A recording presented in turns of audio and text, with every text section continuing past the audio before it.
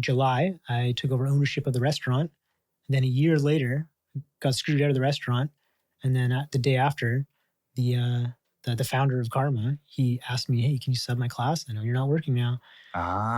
So it's kind of those blessings in disguise moments, right? Like, or I don't say blessing in disguise, but more like an opportunity in every situation. It was opportunity to surrender, to just start saying yes to things. And that's what I did.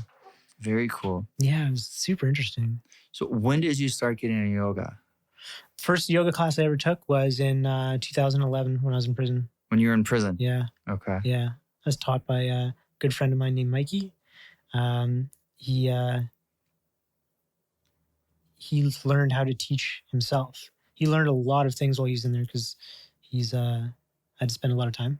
You said he taught himself? Yeah. Okay. Yeah. From like reading books? Yeah. Yeah. Okay. Yeah. Guy's a wizard.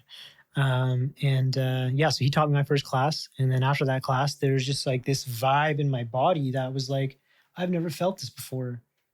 And I just started getting more interested in it. And that was your first time? Yeah.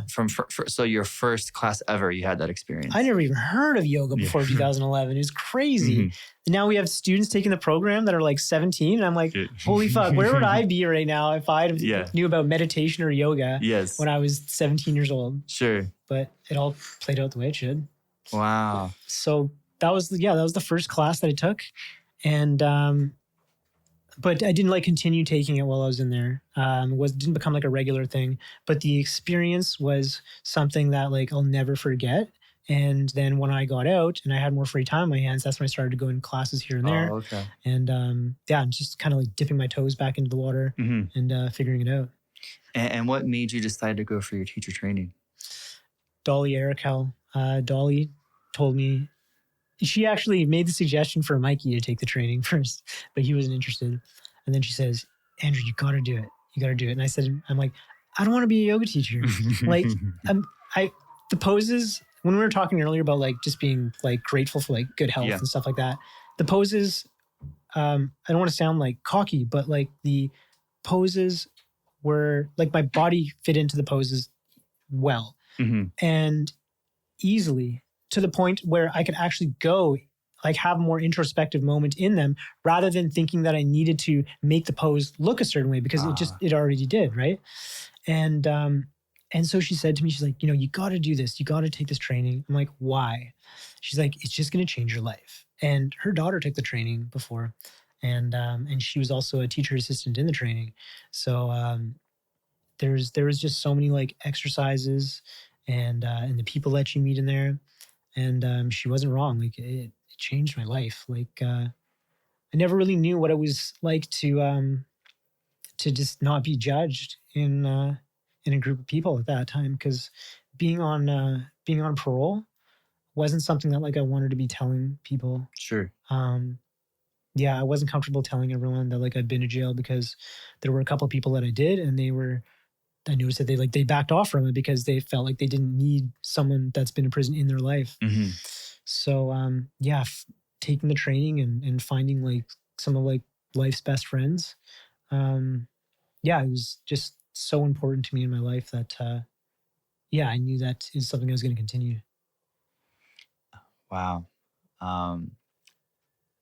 And what did you learn during your training?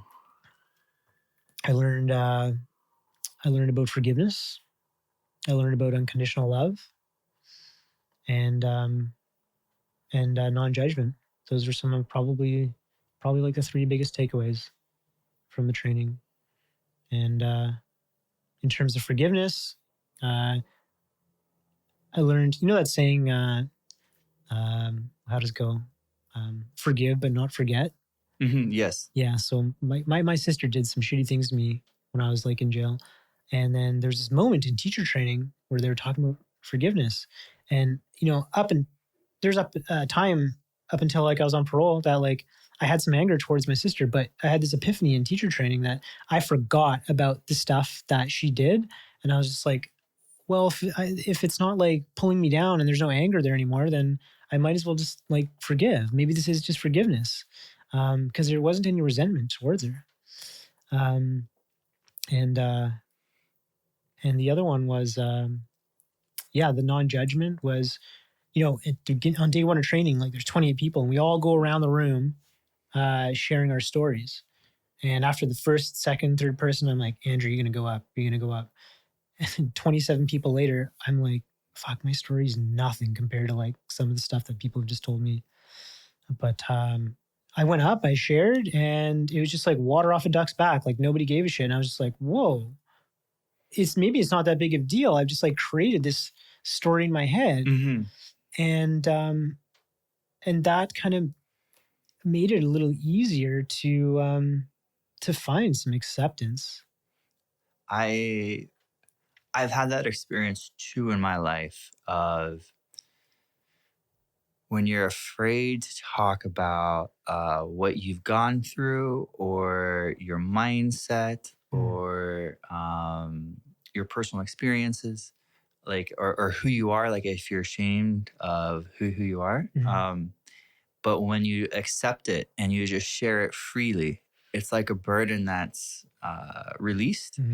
And I think it also intensifies and it enhances your relationship with people, right? Like if you have a serious conversation with somebody and you like tell them your perspective or story without holding back anything, it really grows that relationship, and it grows trust in people, and you as a person grow too. Yeah, I agree with that fully. There's like a being vulnerable, like to one another. There's I don't mean like power in the sense of like power over someone. I mean like there's an energy to it, because like when two people have been like vulnerable and shared, it's like you just see each other through like a new lens of without judgment. It's just kind of curbed because you both shown a lot of strength to get this out. It's like shedding skin. I think so. I think that's a great way to put it. Shedding skin. Yeah.